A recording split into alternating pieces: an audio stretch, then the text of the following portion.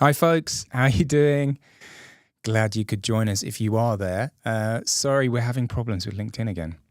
It's let us down, but never mind. The show goes on, and we are here on YouTube. Hi, folks. So, yeah, what are we talking about today? We are talking about 5 ways smart building technology changed commercial real estate in 2025. So I thought this would be a nice little podcast to round out the year. We're going to talk with Rob, our co-host, about what's going on with commercial real estate this year. And we picked out between us 5 trends that we wanted to talk about. And I guess it's a good time to bring Rob in.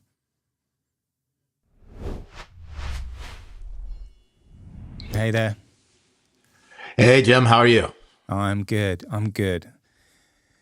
Sorry, guys, about the LinkedIn thing, but that's the way it goes, unfortunately. But we will make sure we'll post this live on we'll put the recording on LinkedIn later, so you'll be able to pick it up as well. Just a bit before we get going, Rob. A bit of housekeeping. So if you guys do have questions, it would be great to get them. So it's pretty simple. I can see the chat here on YouTube. And we can take some questions and later. I'd also be interested to hear what people's opinions are, right? Like, I mean, these are 5 trends that we picked out, but I think there are obviously a lot more. So, yeah, be interesting to hear what you guys think. And so let us know. I think, let me just check if we're up on LinkedIn now as well. Apparently we are. Great. Well, there you go. So I've been bad-mouthing LinkedIn, Rob, but maybe I shouldn't have. Or maybe they heard. Anyway, there we go. So you can leave comments on LinkedIn as well. Anyone else anything else I need to say? Yes, we are recording it. So it will be up on our channel later on as well. So, look forward to that, hearing everyone's opinions, and feel free to let us know what you think. So, Rob, let's get started. Number 1 was from you. Property management is now a technology job. What did you mean? Well, Jim, I think a lot of folks are seeing this, that buildings are now digital ecosystems. And the property managers didn't ask for a tech job, but the buildings are now asking for them to work on this technology. And the nature of buildings, right, is that versus your iPhone, which or your Google phone, you update that thing, get a brand new one every 2 or 3 years. The challenge is that the technology in a building may start out new and great, but then the capabilities are added to it more from the software side than from the physical hardware side. Yeah, there are upgrades and so forth, but as that life cycle continues, the technology becomes more complex, and therefore property managers who are obviously focused on their occupants, the tenants, or the shopper, or the resident. They're now forced to, or at least have a capability of managing a technology stack that is far deeper than it was 5 years ago, 10 years ago. Yeah, no, absolutely. So, I mean, It, go on. Sorry. I was gonna say it's sort of like if you walked into a room, and there's radio for each of the different types of technology that you had in a building, and all the radios turned on at one time. It becomes so noisy that it's hard for the property manager and their facility management teams to navigate that without a plan and a way of looking at the technology holistically, both as you know, both the operational technology and the traditional information technology. So what does that mean in terms of outcomes, right? Like, you're obviously saying the job is changing. We need more tech literate property managers. So, I mean, what does that mean for example, staffing and recruitment? What does that mean for even, vendor relationships? It's a great and fascinating question, right? Because I often will be conducting a meeting or giving a talk, and I just poll the room and say, will there be more or less technology in our buildings in 5 years? And undoubtedly, everybody answers, yeah, there's going to be Mm, more tech. And then the second question I ask is, will we need more people to run it? And everyone sort of looks at each other and says, well, we're failing if we have to have more people to run the technology. mm, So I think the answer, there's definitely a skills gap globally mm, around this. We have a aging facility management slash property management folks that need to be able to run this building. But it's not the job of the property manager to become a technologist. That's a different layer. So navigating that is a combination of finding the right folks to partner with, and also figuring out, and this is a role for AI, what of those pieces of technology can get streamlined through automation so that they don't have to become the technology expert. And I think we're going to talk about this a little bit later, and focus on the outcomes versus the features and the capabilities of the systems. mm. Yeah. I mean, certainly AI has a role to play here, but I think would be naive at this stage to think that it's going to solve this problem, right? It's not going No, to not going to solve it. close that skills gap. Good. Yeah, Okay. the real job I would say on this topic is you gotta prevent the complexity from overwhelming operations. Back to, if each tech was a radio and they all turn on at the same time, that you got to be able to navigate through that noise, and focusing on the outcomes from a property management perspective allows them to build the path to be able to get there. Mm, good. All right. Let's get on with the next one. Number 2, digital infrastructure as the fourth utility. So this claim, right, the bold kind of statement here, right? Digital infrastructure, we're relying on networking, more on edge computing, more on connectivity. So it's now as essential as power, as water, as everything of all of those utilities. So yeah, tell me why it's now as or more important than utilities. Let me sort of challenge the audience just for a mental exercise. Does digital infrastructure now match the definition of a historic utility? I mean, it always got to be on. It's foundational, and it's invisible until it fails. Mm, And if you think about electricity or water or gas, they're very similar in nature. And the when we're dealing with the built environment, you and I were talking about in the prep for this, is that take the water utility in newer buildings. There's a technology, operational technology in that building called the water cistern. And if that technology fails, the toilets don't flush in the building, yeah. right? So we have this dependency on technology more than we realize it. And the by viewing digital infrastructure as a utility way back, in the design development, right?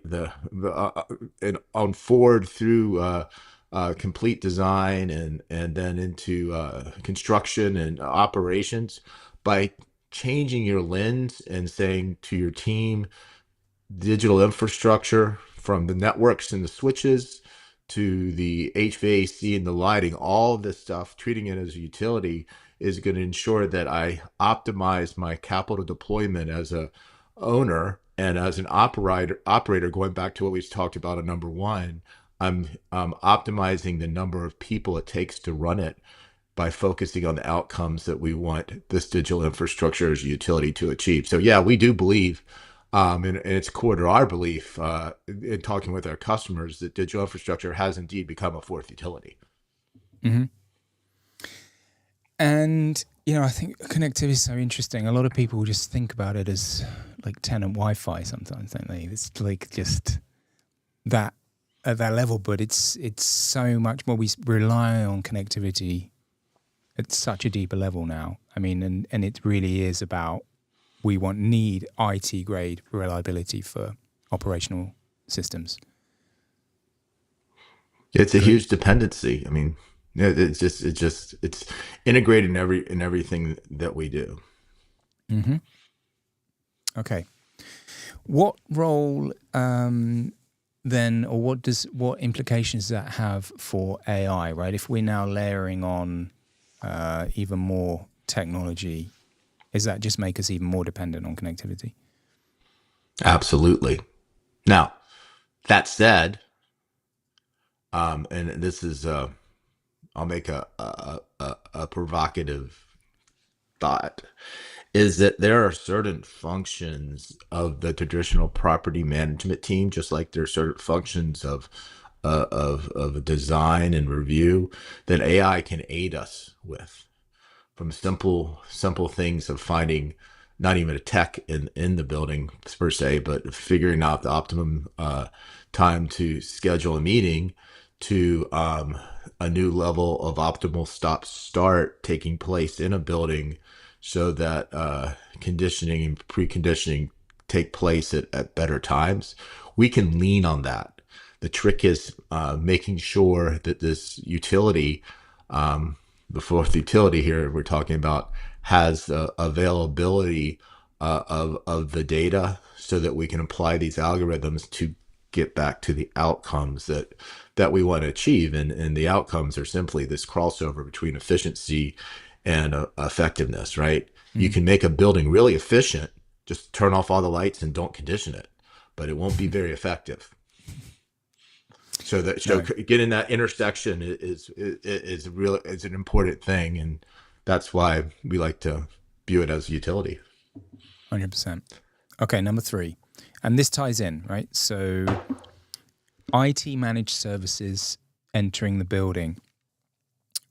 Commercial buildings are now becoming more software defined. Point 2, we're relying more on connectivity on that. Who's going to manage them? The facilities or the IT department? And basically, again, point 1, we have a skills gap. We have the traditional integrators who know controls, building automation. They are trying, and many are skilling up, right? Like they are learning more about networking, but it's not their core knowledge center. Nope. And we're seeing it more. We're seeing IT managed service providers stepping in to bridge that gap, right? They can and are already providing network management, cybersecurity to enterprises and IT, and they have that relationship with the IT department. And as commercial buildings, as we said, moving more to this to rely on software, become more software defined, those IT departments are going to lean on the people that they trust. And I can see IT managed services taking a more of a have a more of a role in delivering smart building technology. Yeah, this is another really interesting one. And to be clear, IT didn't invade the buildings. Buildings became IT environments, Indeed. Yeah. right? And this slow or rapid, however you look at it, buildings having this ecosystem of IT, what occurred was that, and this is happening more and more, the asset manager and the property manager woke up and said, whoa, IT has come into this, but we didn't budget for it. Mm. We have vendors that service our systems, but we didn't budget to have this operational technology run to NIST standards or in the parlance of IT. We didn't budget for it. Versus like a phone system, you budget for it. A computer server, you budget for it. But the lighting system, the HVAC system, it was assumed that the vendor maintenance contracts took care of that, and it does to a degree. But when you start to think about IT parlance and best practices, I would put it all in a category of availability and resiliency. Back to the utility, Mm. and that's what IT managed service providers are darn good at. But the challenge is you can't charge enterprise IT rates to a building that it has technology, but it's not an AI data center, right? It's not that type of density. Yeah. And you have to have the understanding of this operational technology. So where we're seeing success is when the IT managed service provider can take their knowledge and best practices from IT and combine that with a deep understanding of the operational technology. Hmm. And if done in the right way, the additional cost of getting the resiliency to make it more utility like can be offset by a holistic view of all the OT systems because they can become optimized. And it doesn't have to necessarily cost money, but that is um, that's something that it takes a while to evolve. And in order to make the economics work, back to the AI conversation we had earlier, you Hmm. got to automate a lot of stuff. Yeah. Good. Anything more to say on that? Yeah, it's Um, just I think the last comment I'll make, and I think it's pretty evident to folks, but just to state the obvious again, mm, when we deal with traditional IT, it's cyber systems. They're digital, right?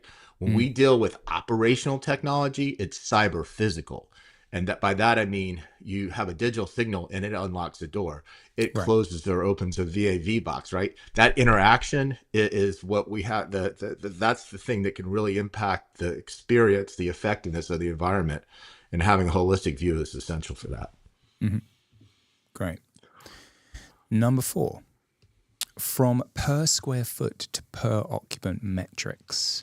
So I think very, very interesting point about how hybrid work has had a huge impact. So, for example, buildings are 60% occupied, but still using 80% of the energy. So the maths is not working like it used to. Why do you think that we need to shift from per square foot to per occupant metrics, and what does that mean? Well, I'll just make a bold idea, and that is, and this goes back to the third grade, fourth grade math. And what is it? The numerator, the denominator. Denominator is the one on the bottom, right? Uh, yeah. And we did the square footage denominator because it was easy, right? We know the square footage of a building. It might be gross square feet, it might be leasable square feet, it might be net square feet, but it wasn't that meaningful. It was meaningful for a decision on like energy per square foot. But what we didn't know, and to your point, this has become a lot more important post pandemic, Mm. is how many people were in the building. And this is a huge play in my mind by AI, and that is that in the last 5 years, this is why this trend is happening. There's a whole new field called human mobility analytics, and guess what the sensor is? It's not the thing you put on your chair or stick on your wall or Bluetooth stack tag. It's that phone you carry in your pocket. Mm. And because of human mobility analytics and being able to apply AI against that, it gives us a first pass. It's not perfect.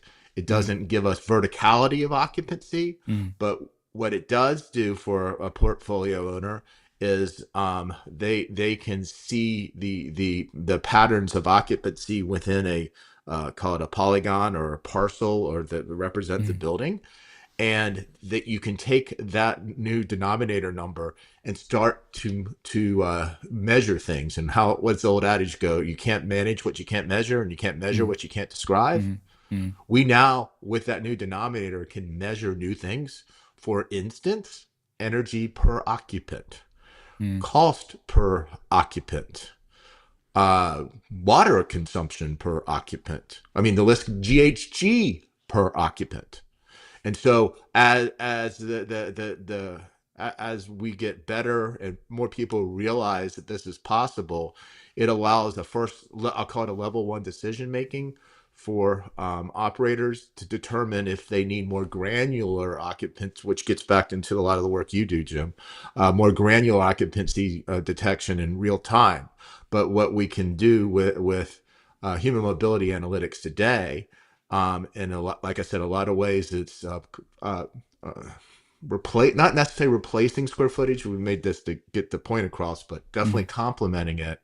Mm. We can start to make we can look a couple days in rears and make decisions. We can't get human mobility analytics data real time. That's for state governments, but we can look back historically and use that data to drive much better commercial real estate decisions. Right. To be clear, you're not talking about the phone connecting to the a Bluetooth beacon on the wall and that kind of thing. Be clear. It's from the cell, the operator, right? From the cell operator. That information. Yeah, I mean, I'll give you an example. A lot of folks, you don't realize you're doing this, but you load an app on your smartphone. It says you want to improve the performance by allowing us to track you. Mm. At that point, that data is sent to a aggregator, and they anonymize it, so you can't see it's you, and look for trends. And it's used for all types of decision making. Example where it's been used for decision making for years is dwell time in the retail Mm-hmm. malls, where we can see now we're able to take that data and see a lot of things, including where similar phones rest in the evening, and start to even get to calculating commute times. So you can have an office asset and you can see what the average commute time is going to that building. Those are things that were just not possible before. Yeah. And that's why it's becoming a new measure. Great. Okay. Time for one more. Number 5. So I've called this startups in the squeezed middle. And we've tracked startup funding for quite a few years. What we saw 21, 22, there was a lot of money that went into prop tech startups. And, quite a few of them have had enough capital to not be able to fail quietly, but also perhaps not have enough traction to get to Series B and further. And what does that... What are we seeing in the market, and why is that happening? And I think that there's a group of these companies that are kind of described, right? They're in that middle ground. And some of the reasons around that, hardware deployments are expensive. And a lot of the larger platforms are actually absorbing some of that functionality as well. So, and AI is playing a part in that. It's making it easier to automate tasks and in some ways, even commoditizing some of those, perhaps that functionality that some of these, let's call them point solutions, were providing. And I think, so that's from the kind of vendor side. And then coupled with that on the operator side of the building, there's, when we speak to them, there's a lot of people suffering with, subscription fatigue, right? It's another some other software they have to pay for, and they really, especially going back to point one, right? If they don't have that in-house expertise around technology, it's having one person to go to, one throat to choke, so that they, if something goes wrong, they know who to call and they know who is responsible for that technology. So I think these these things are coming together, right? These trends are coming together, and that's creating a bit of an issue, I think, with those companies in the middle. Like if you've got say, for example, a proprietary sensor network, and and you're trying to sell hardware and software to fill one specific requirement. It's a tough market out there for you. What do you think? Yeah, I think it. Yeah, I just you're dead on, and I would take it back to a single word called outcomes versus features. Mm. And as we've been talking about property managers and being in the tech business and digital infrastructure now, utility, and new ways of looking at things, just not per square foot, but per occupant. And the IT folks coming in to what traditionally was more of an OT space because it is digital. It is a digital ecosystem. This last one of the squeeze in the middle, I think you put very eloquently, because it just can't be one feature that produces one specific tangible. It can, but it doesn't scale very well. It's a very integrated ecosystem, and the capabilities that the tech firms bring to the table have to be different than what they would bring to enterprise IT, where you could have a tech team that works around that. The property manager is in the tech business, but if for them to become a technology specialist on how lighting works and water cisterns work and HVAC works and access control works isn't realistic. Mm. And so when you talk about the folks that are getting squeezed in the middle, and the capabilities that are coming to the higher end side of the market, that's because the higher end solutions are more integrated. The analogy that comes to mind is, do I want to buy a single word processor, or do I want a suite of spreadsheets and Right. word processing and PowerPoint, all that stuff? It's the all-in-one weed eater versus just that does the trimming and the blowing and all that stuff versus a single use thing. And that's what's really getting squeezed in the middle. Right. Do you want just a word processor, or do you want to buy Microsoft Office? And Right. they bundled them Or together. take it one step further, back to the utility idea. I mean, not many people know exactly how the electric utility works, but when it doesn't work, we get a little ticked. And not many people know exactly how gas comes into your house, but when it's not heated, it's a pain in the butt, much less the toilet doesn't flush or we can't drink water. So when you put a utility mindset on there, figuring out how to deliver that inside of a building in a way that is always available and on and secure is what's needed. Is what's happening in this industry, because that allows the property managers to become as effective as possible. Absolutely. And I think your point about outcomes is extremely relevant now as well. Not for every vendor. I mean, that's where I think the focus is really going to have to shift now. Like with AI changing, I think going to be changing the way that the software is bought, sold, consumed. Like you have to be able to focus on the outcomes that you can bring to the building owner, the building operator, and if you don't, it's going to be harder to sell software to them in the future. Yeah, and I think next year, if we're doing something similar, I think one of the trends that's going to become more and more evident is software to service, because the property manager can't go figure out the 10 different pieces of software they need to buy. They just need the outcome. So they want a service. It might be technology enabled service, but Of course, they can't become a specialist in all the tech that exists. Right. Software becomes the package. Software is part of the package. It's not the package on itself. You're having to provide the service, the responsibility, the patching, the support, the everything that goes with. For example, facilities manager. you don't just want to buy necessarily the CAFM system. You want someone to provide the whole system. You want them to manage, fix the things that need fixing, right? And if software, and obviously software will be part of that, but it's included within that service. Yep, and the hardware is a part of it. I mean, again, think of the electrical utility. Do we know how gas turbines work? Do we know how nuclear reactors work? Do we know how the electricity gets that's the generation? Do we know the distribution side of the business? I mean, there's so many different pieces that have to happen for this utility you have in your house called electricity just to work, and you totally forget about it until it stops working. Absolutely. And then you're ticked. Guys, I think we've gone over time. That was our 5 trends.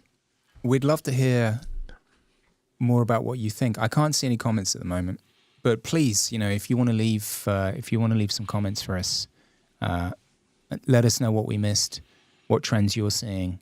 It'd be great to hear from that. You can leave them on LinkedIn, or you can leave them on YouTube as well. Just to say thanks, Rob. That was really good, really, really interesting. Thanks for your input. Thank you. Thank you for leading all this research across the globe here and stirring up these ideas. Always evolving. Yes, absolutely. And thanks everyone for listening. Sorry if there was some technical problems. We are live on YouTube, so it worked. We got it working somehow. I don't know. There was a problem at the start. So, yeah, just to say happy holidays to everybody and a happy new year when it comes. And we'll be back in 2026 with more, hopefully more interesting content, more interviews with property owners and operators. I think me and Rob, we will both want to focus on this topic of ROI next year. Really dig into what is the technology that's moving the needle for people who manage and property. Yeah. Any final thoughts, Rob? The last thought I'll just say is, I mean, both of our organizations are in the smart building space for sure. And I like to think of smart buildings don't fail because of bad technology.